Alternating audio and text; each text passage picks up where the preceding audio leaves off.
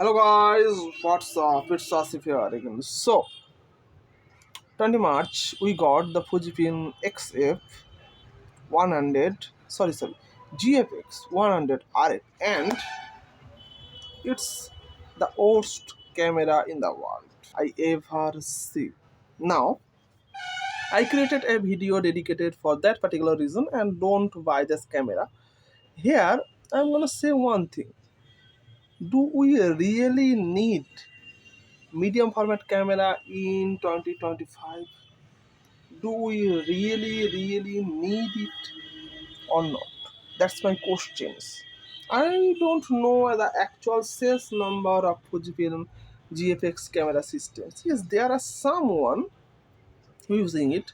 Maybe they are selling this for that particular reason. But do you really need it? Because on full frame camera we are getting so much thing, and the price is actually in good range. So are there anyone who actually buy Fujifilm GFX camera? Why? Why they are creating this? Their APS-C camera is just phenomenally great. The XT lineup is just awesome. So why to create medium format cameras? Why not to create full frame cameras and give Sony, Nikon and Canon a tough time? Because if they can produce some awesomely great camera like they are producing in their APS-C lineup, then I think their full frame camera will be a big hit also. Now they created this particular camera, fixed lens camera, but it's not having any user base actually. Who gonna buy it? I'm not sure. I am not sure that who gonna buy it. If you ask me, there's no one who will buy it. A full frame camera with a fixed lens can be okay, but the price point should be somewhere around $2,000 to $2,500 at a max. But a medium format camera, a fixed lens, $5,000 price tag. It's not good. It's not meant for anybody. Not meant for anybody.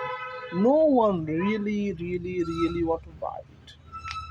That's the problem Fujifilm is facing right now. I think they should rethink about their media format camera.